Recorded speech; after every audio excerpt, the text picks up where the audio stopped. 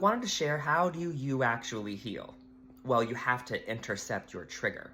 So a lot of people believe healing is intellectualization. So let me acquire a bunch of knowledge, let me consume a bunch of information, read all these books, and think I can intellectualize my way, conceptualize my way into a healed state, and then sit here and after you have a trigger or anxiety or whatever pattern you're trying to exit out of, some kind of guilt, shame, or fear, it's like you sit after it like, oh, well, it's still in me.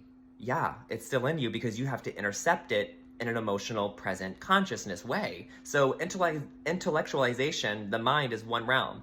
Another realm is actually the human body realm, which is the emotional realm, the nervous system realm. So you have to rewire the whole thing, not just gathering information. So you have to have mindfulness to be able to see yourself in real time all through the day, because it doesn't matter if it's a small little private thought or if it's an anxiety attack, which is very overt and obvious.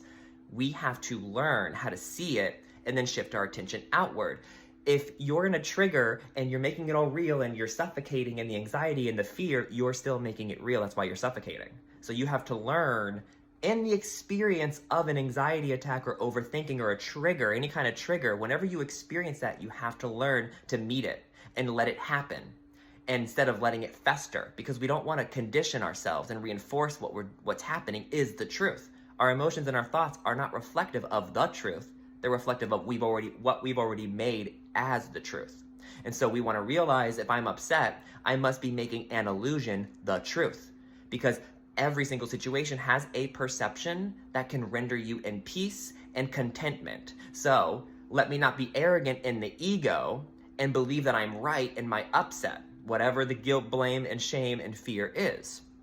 And so you have to be able to look at your patterns in real time and say, okay, seeing that my pattern of shame, self-deprecation, self-hatred, guilt, shame, fear, anxiety, overthinking, whatever the trigger of the form is, I'm seeing myself do it right now. Okay, let me remind myself this is not the truth. It is something I am making true, so let me accept it about myself. Let me not deny it. Let me not turn the other cheek. Let me look at it and accept it and remind myself this is not true. All you have to do is do that in a trigger one time, and then you break the seal. And then it becomes so much easier to meet not only that trigger, but any trigger after that. So you just have to, in real time, know what you're doing and what you're thinking and what you're feeling. Bring your conscious presentness to it. Oh, I don't want to make this real anymore as the creator, but I'm going to accept that it's part of my pattern. So I'm not going to shame myself for it. I'm not going to feel upset and judge myself. I accept it. I understand what the pattern is, and let me choose something else. And so whatever anxiety or trigger it is, find something to be grateful for, replace it with love and forgiveness.